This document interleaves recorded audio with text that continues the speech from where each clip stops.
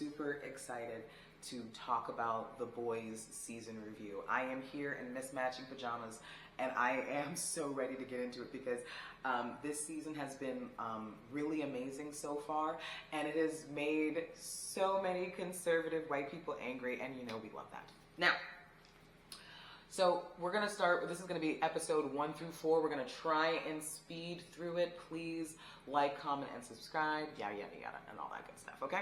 So, first episode, we're basically at election night, which apparently is supposed to be set 6 months after the end of season 3.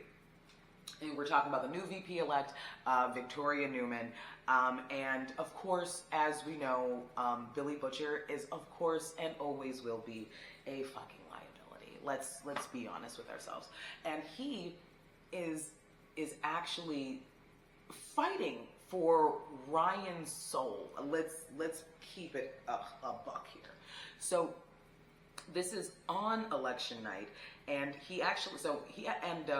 Homelander sees Billy Butcher and says, "Oh, look at all that cancer in your brain." This is, by the way, in front of Ryan, right? Who, by the way, he should be falling down in his face apologizing to after the crazy shit you said to that poor impressionable boy last season.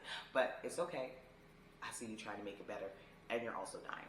I don't like Billy Butcher. In fact, by the way, none of these characters are like good people. I want to make that perfectly clear. Yeah, none of them. None of them are good people. And if you were to ever read the comic, oh baby, it's okay. There's a reason why the comic was not adapted for TV. But I digress. Anyway, so like I said, he basically says in front of Ryan that so Homelander says in front of Ryan that, "Oh yeah, you're dying." And also, I want to preface it that Ryan, Homelander's kid, is very fucking uncomfortable with him. Anytime you see that kid, he looks like he is 2 minutes away from bursting into tears or having a full-blown mental breakdown. And you can tell that he's just uncomfortable because this man, Homelander, is just like, "Oh, humans are toys for our amusement." And I feel like we are not remembering what happened to Ryan's mom. And obviously, Ryan does not know that's what Homelander did. You know what I mean? I don't know what kind of love story he told him that happened with him and Becca, but whatever. Anyway, so after he says that he has 6 months left to live, then the mission further is falling apart because now Newman's daughter, I think her name is Zoe. By the way, shot up with Compound V last season, figures out what's going on, right, and opens her mouth and unleashes a full-blown quartet of murderous snakes just out of her mouth hole. I was not expecting that. I really wasn't, okay?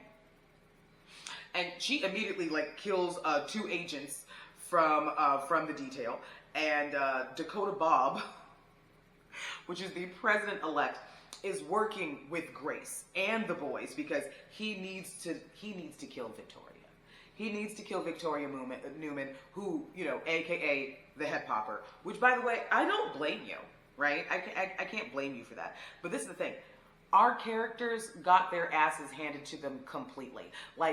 There's a moment where Victoria Newman goes over and she's like, "Hey, you guys are really bad at this. I see what you're doing, and no one's getting away with shit." And then, of course, Huey's trying to distract her, saying like, "What happened to us? I thought we were friends, you know?" And then she seems to be having an emotional moment. She doesn't really give a fuck. But anyway, moving on. So at this point, the botched operation leads to a much needed, that very much needed conversation. And honestly, the only thing we realized during that conversation was she's almost unkillable. He threw acid at her, and then Butcher came up behind her and shot her in the head, and still nothing. Just putting that out there, right? Now, most of the rest of the episode is spent obviously introducing more episodes for, more new characters for the subplot, right? So one of the characters that we see kind of surfacing in this episode is setting the stage for Sister Sage, right? So there's a meeting, and Homelander, who is just so bored with all of the people around him who are constantly just snogging his starfish, he actually says to the Deep, "Go suck A-Train's dick right now." And he's like, And he gets over to A-Train and says, hey, sexuality is a spectrum, right? And then I'm so glad Homelander stopped. He was like, get the fuck up, man. See, you guys are nothing but sycophants. You guys can't do shit for me. And it's just like, you can see him really starting to lose the plot. There's a scene in it where he's like finding like gray hairs. Apparently this man is peeing a lot. Like age is still licking that ass, basically. And he also still has an obsession with fucking breast milk, whatever. So we get to obviously now he's looking at people in the Seven and he's realizing kind of who he wants and who he doesn't want, and he ends up going to Sister Sage. And Sister Sage is a black woman, and she's also the smartest person on Earth. And she's like, why do you want anything from me? It actually doesn't make sense that you would want anything from me. And he's like, I need somebody who's actually going to tell me the truth. And she basically tells him that he's getting old and he's like losing sight of himself, and that's why he's here talking to her today. And she was like, he was like, I want you to join the Seven. She was like, absolutely the fuck not. And he says, why? And she says, because first of all, I'm a black woman that is so much more smart than you. There's no point in us doing this. Your ego can't take it. And he says that he's at least smart enough to listen. We shall see. This man is constantly killing people. I have no idea how that's going to go, right?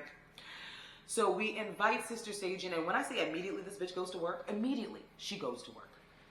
So now we have, because remember, all of the political commentary, and I guess the conservatives finally found out we've been making fun of you this entire time, and you just showed up. So we've got the Starlighters. The Starlighters, I guess they're obviously supposed to represent the liberals, and then you have, of course, like the home teamers, whatever the fuck they're called, right? They even have like a Tommy Lauren character who's also being indicted into the Seven as Firecracker, and she has it out super deeply for Starlight. Like, yeah, Tommy Lauren, Candace Owens, just wrap it up all up into a person, and that's basically who she is, right? And when Sister Sage decides that she needs to pit one against the other, right? We find out that MM's ex-wife's boyfriend is missing, right? Cut to finding out exactly where this man is at. They actually hold like a convention and just select 3 of the most devoted people to Homelander, right? And they bring him in the room. Sister Sage is like, come on in. She's obviously super disgusted with even talking to these people. And you see the Deep, and you see Black Noir, who talks now, because obviously the other one is gone. And everybody just wants him to shut up, by the way. And A-Train. And Homelander takes out 3 bats and says, I need you to beat them all to death. And you have to remember, and by the way, of course, they do it. He literally, after she goes out into Starlight's, the protest outside for Starlight, she throws a can, starts a huge eruption of a fight, and I'm like, oh my goodness, they did their research, okay? And started this huge hullabaloo, and all of a sudden, the Starlighters are just so violent. Is it giving you reminiscences of 2020 and BLM? That's what it was supposed to do. If it's not, don't be dumb. And then they take those 3 people that all of them killed, right? And leave them at the protest and just say, oh my goodness, the Starlighters are murdering people. Oh my God. I said, what the fuck? And that same type of, what do you call it? That same type of just like that sense of ridiculous injustice that you've witnessed was the feeling they obviously wanted to get from the scene, and oh, they got it. At least for me, I was so super disgusted. Now, at this point, and when I say I'm speeding through, I don't know what I'm forgetting, child. I'm doing what I can based off of my memory, because episode 5 is coming out tomorrow, and I'm gonna have to make a new episode. So we doing what we can with what we got, okay, baby? Now, and then another piece of the puzzle is that Kimiko, everybody thought that Kimiko and Frenchie, his character's a Zionist, I'm not going to stop saying it, they thought that they were going to get together. One season, one was into the other, and one season, one was into the other one, whatever. And we're realizing that Frenchie, who, by the way, if nobody knew that Frenchie was like possibly bi, then I don't know what the fuck y'all was going through. What were you watching? Like, I don't know if you were watching the same show, but there is this man that he's super interested in, who's actually working in Starlight's camp, because, you know, she's like a political activist and stuff now. She's no longer, she doesn't want to be Starlight, she just wants to be Annie January. And when you find out the connection between this boy, who, by the way, is super fine, okay? I was waiting for them to get into it, and the gay scenes are so super short, and I just want to say, feels homophobic, that's fine. But, like, you find out that Frenchie killed this man's whole family because he had, like, a political family and stuff. And you know Frenchie, who was doing terrible things back in the day, killed his whole family, and he's trying to figure out how I'm going to tell him that I killed your whole fucking family. And remember, he also got beat up at the protest. Child, I don't know what I'm missing. You can let me know. Now, moving on forward, you also see that Kimiko ends up getting into a fight with a random girl who's got a lot of cuts all over her face. And I swear, Frenchie, in that moment, when she's fighting all of these people and everything, because she actually had a flashback, like, at the convention, you know, where she was thinking about all of the, obviously, we know where Kimiko comes from. She's having flashbacks of all the traumatic shit that she was going through. And she just decided, you know what, I'm just going to kill everybody. And that's what she kind of sets out to do. And she accomplishes it. And during that time is when she's this girl with all of these scars, and you see that they obviously know each other. Ooh, and I think I also forgot to say that when they find Firecracker, the Tommy Lauren character, I just want to say that is one of the funniest scenes I've ever seen in my life. It really was. Because they did it to such a degree where they were literally taking everything that you have ever seen on Alex Jones and shoving it out of her mouth. It was so fucking believable. I was just like, yeah, she really must have a YouTube channel. And there was like people around. There was people around who were obviously helping her out with it. And I'm like, are they twins? And then I see 3 of them. And I'm like, oh, they must be clones, and they're doing all the things for her, and they are obviously like super, super in love with her. And right before the fight scene, Mother's Milk and the rest, except for Butcher, who he tried to leave outside, actually ends up seeing them all in a train of ass eating. Because it was like 5 clones at once, and they were all staring at a picture of Firecracker, and I was just like, I love and hate this show so much, because that was so unnecessary, and yet so needed. Now, obviously, Butcher comes in to go ahead and save the day, so of course MM's got a soft spot in his heart again, and says, all right, I guess you can go ahead and help. I'll do it eventually, whatever. I already know how this ends in the comics with Butcher, and I just don't know where they're going to go with it, so I'm kind of sitting on, like, bated breath waiting for what Butcher is about to do next. And they actually make him, like, way more moral in the, which, by the way, if you haven't read the comics, I'm just going to say don't do it. Now, one of the other things that I want to also bring to the table, because I might be even going into episode 2, because, child, this is just going to be what I have gotten from it thus far. And I feel like another one of the really important parts that I love about the political commentary in this show is the fact that it is so fucking spot on. And to see people being like, oh, it got woke now, is actually amazing. It really makes me wonder how you thought Homelander was the good guy in the first place. And it makes me think somebody needs to check your fucking computer. So anyway, you have to remember, Firecracker has scrambled away, and she is now in the 7, and so is Sister Sage, who, by the way, again, is disgusted with everybody and everything. But I know for a fact, that's a black woman. That's a black woman who's super smart. Are you going to tell me that she doesn't want a little bit of power? I can see why you'd want to. Certainly nobody's ever given it to you before. And now you have a chance to be able to make this scene complete. And what I wonder, you know what I'm wondering though? When I see scenes with Sage and Homelander, it's more than her just wanting to make sure she gets under his skin. This feels methodical. There was a scene, and I don't know if it was from episode 2 or 3 or 4, but she is talking to Ryan and talking to Ryan about what his first save is going to be like, because nobody ever saves anybody, child. It's just lights, camera, action, and cue CGI, whatever. And they're obviously going over this with Ashley in the background, who, by the way, just got dismissed. Like, I'm sorry, we don't need you anymore, so just go, like, get papers. And she said something so interesting. She was just like, we need to basically move away from Homelander. We need to focus on his son, because we don't want to talk about lab rats and things that were just made artificially by the government. Homelander? This nigga's sitting right there. That's what you're saying. Okay, well, I'm just like, bitch, and she's the smartest person. I'm like, are you though? Because this does not feel smart. But she really is. She's definitely been, what's the word? She's been making me eat my words every single time, because she's doing it in such a way where he doesn't even realize it. She is pitting him truly against his son. Because remember, Ryan is a homegrown, basic son of God who has been put on Earth to protect us.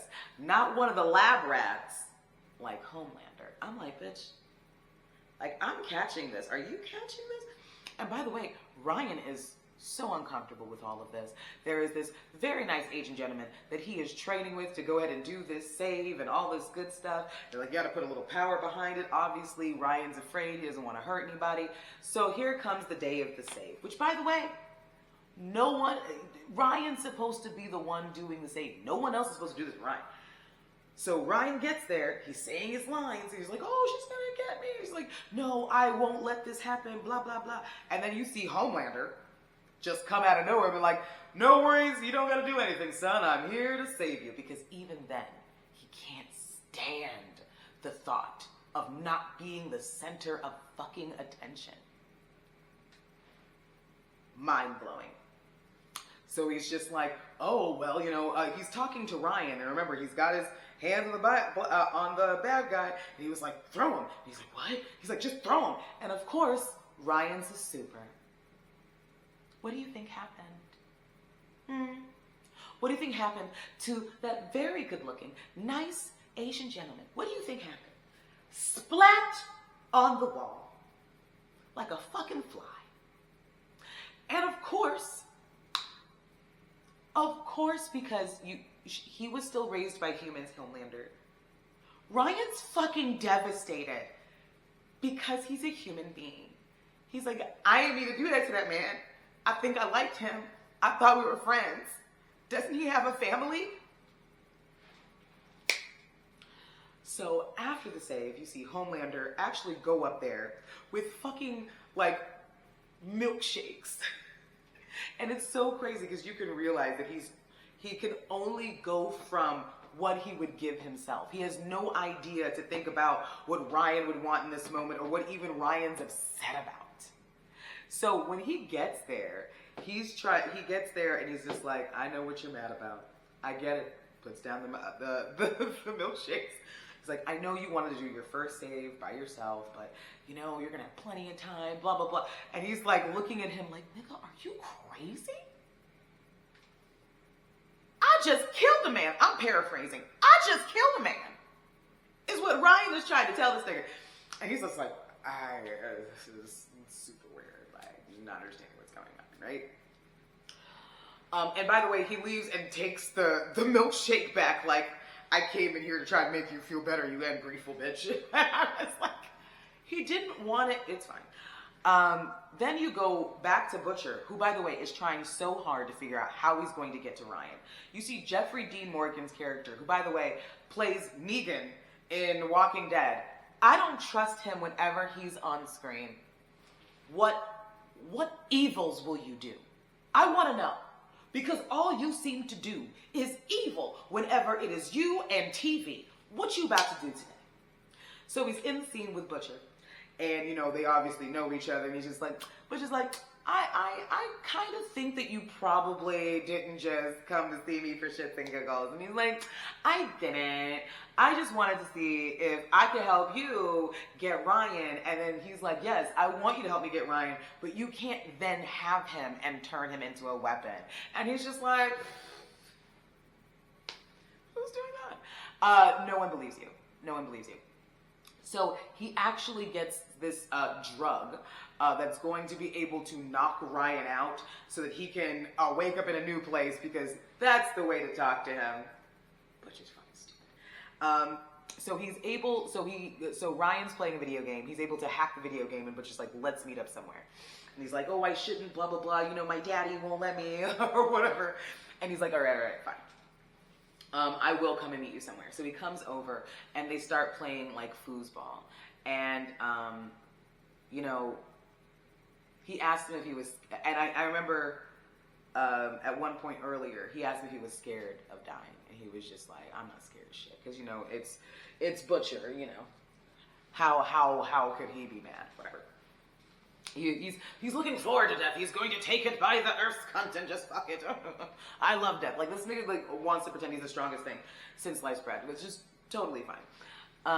And in this moment when they were playing foosball, he decided to be honest. And he said, really the thing that scares me is not making it right with you. That's the shit that scares me the most. And he was really about to feed this boy these cookies. And after having that conversation, he decided, there's a better way. I can get him to come willingly. You can see the cracks. This is not a person who was like fully, like, even though that creepy smile at the end of season 3 when he blew off, when Homelander blew that man's muffin cap back blue, and all you saw was jaw, and you see Ryan like, what the fuck? So I was worried about our boy now. I thought I was like, damn, we gonna have to kill Ryan. Shit. We might have to wait till he's 18, but we might have to kill Ryan. And so I'm so glad that that's not where this is going. Like, I'm sincerely happy about that. Right? So we've gotten to the point where that's what we're doing, right? Awesome. Now, one of the other highlights of the story, I've hated A-Train obviously since season 1.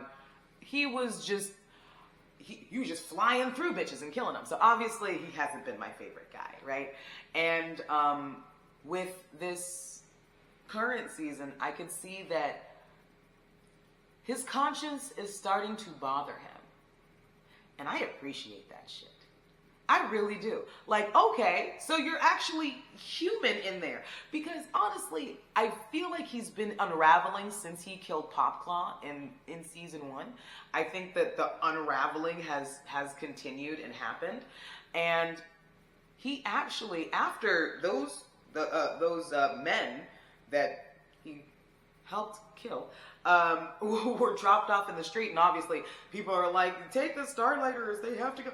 They found out late, he actually gave them surveillance footage, actual surveillance footage, saying that basically proving that it was impossible for anything to have happened at that protest. So obviously it was not the protesters that killed them, right?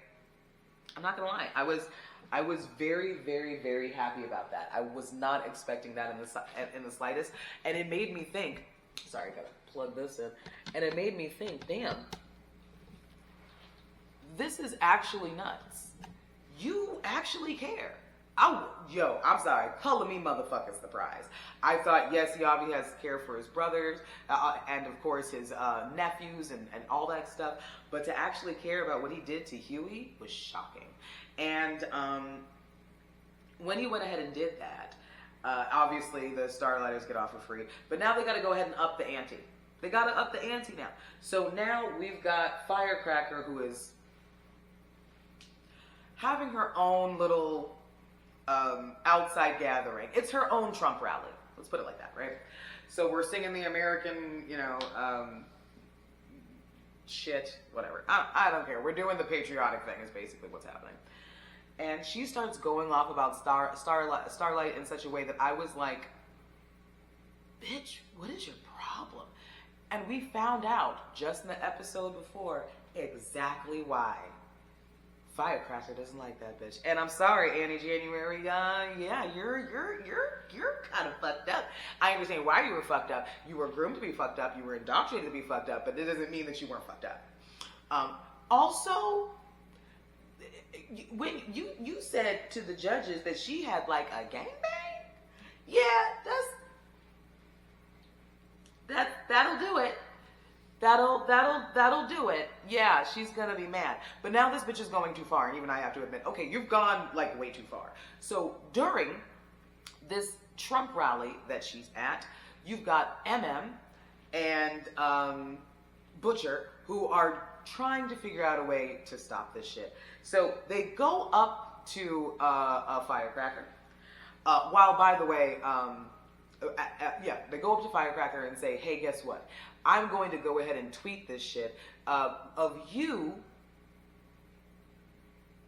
admittingly having intercourse with a 15-year-old boy. And she literally looked at him and pressed tweet and said, bet. And I was like, oh no. Those kind of bitches are very scary. She gets on stage and she says, listen, when I was young and before I knew the Lord, I was like, oh shit, I saw exactly what she was doing. She TD Jakes in this shit. She was like, have you ever been swallowed? No, that's not what she said. But no, for real, like, even if I was to do something terrible, there's nothing the blood couldn't take care of, was basically her stance. And everybody's eating it up, swallowing it up, the fact that she is a pedophile, period. We just don't care. And then we decide to go ahead and pulled up Annie's medical records, telling everybody that she's had an abortion. And I was like, so I'm gonna let you know, Starlight. So when you flew in, when you, could I be upset?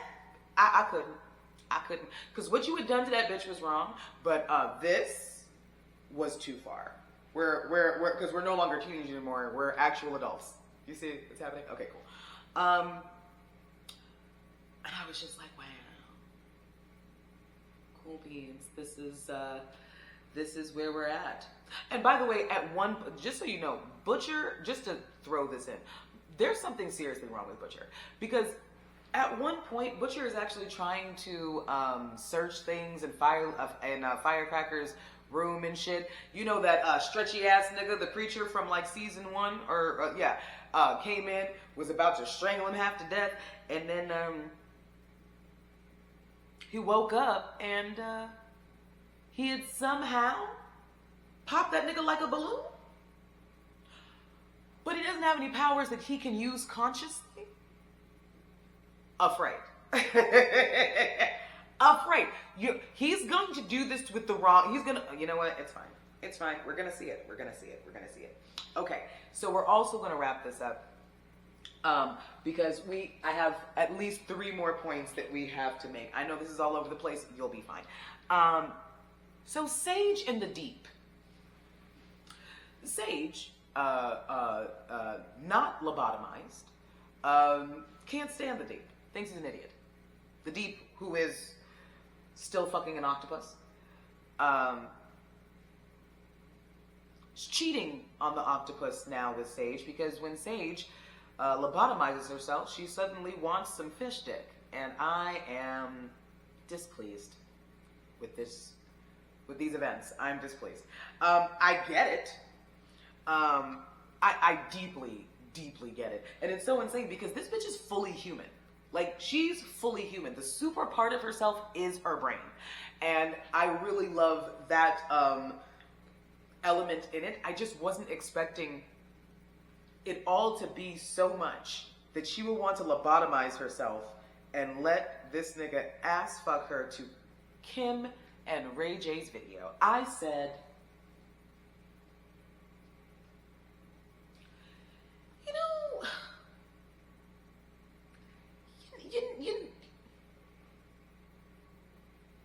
I love a complicated character. I really do.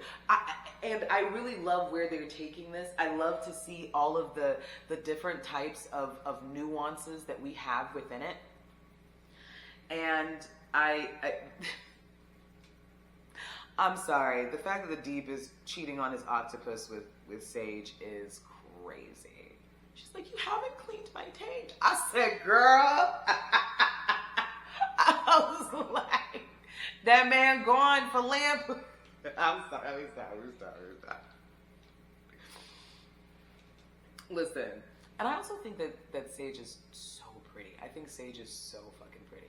And I love her character so deeply, but I love it because she is going to be the only person that knows, she is the only person that knows the only person to destroy Homelander is Homelander, but also, is that what she wants even? Is that even her goal? Because are we going to pretend that she may have, she obviously doesn't really have morals like that because she participated in framing like a whole, you know what I'm saying? So I'm wondering, like, what do you want exactly? What kind of power do you want? And what does it look like? Because I don't know what that looks like for her. I know that whatever the ending result is crazy, you know? So last bit before I get out of here, the last ending scene of episode 4. I just want to preface this with this is one of the very few scenes where I understood fully the brutality and I wasn't upset by it. And I'm not caping for Homelander in any kind of way. I am, however, caping for Homelander the child, John. You ain't had to do that. You ain't had to do that. That was so motherfucking unnecessary.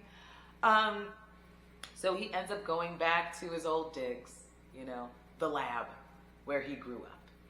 And so he goes in and he brings a birthday cake. It's all super ominous. He fries one in the oven because, you know, he just used to turn up the heat when I would scream. Man, you didn't last as long. And I'm like, no, he wouldn't have, John. And then he's like, oh, remember you used to call me sport? Yeah. Because you saw me masturbate one time and, you know, I was trying to have a private moment, but you wouldn't let me. So now I want you to handle yourself in front of everybody, or I'm going to laser your testicles off. Obviously, it was very difficult for that man to hold, you know, an actual. So he vaporized his testicles. And then the last woman, oh my God, the one person I was like, okay, this is the bitch you should kill.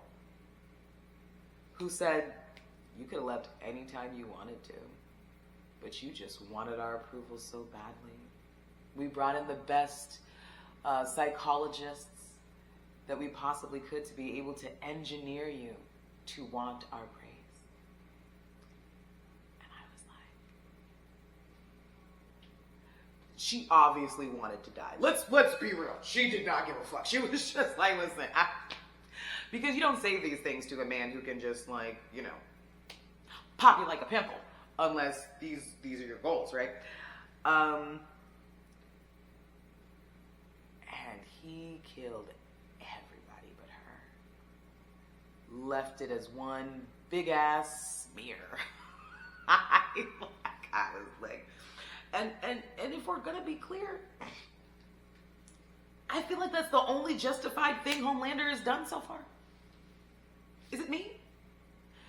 Cause what the fuck was that? Like and yes, they were just doing their jobs.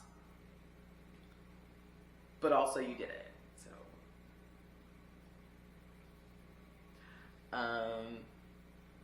and now episode 4 is coming tomorrow, and I will be let me tell you something. Tomorrow I will be coming to you with way more details, okay? I'm gonna make sure I'm gonna have my notes all the way together. You hear me? I want to make sure that we're getting into all of the details, but I just had to make sure that I did this and I kept myself accountable and said I would do it, so I did it. Listen, there's barely gonna be any edits in this, okay? You'll be lucky if you get a welcome screen, because I'm trying to do what I could do, you know, insert Mariah Carey gift. I'm doing the best of what I got, okay? But I really, really love The Boys. If there's ever wanting to be a discussion on the differences between the comic book and the TV show, I would 100% do that. I just feel like it's also a very XR rated place to be, you know. But I had to read it, man, and I'm not gonna lie, a little sorry I did. Can't unsee certain things, right?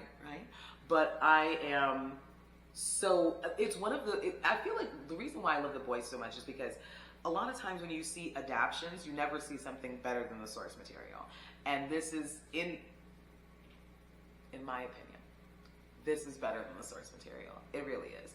And I truly love all of the different conversations that we're having. One last thing before I go. Where is MM's beard?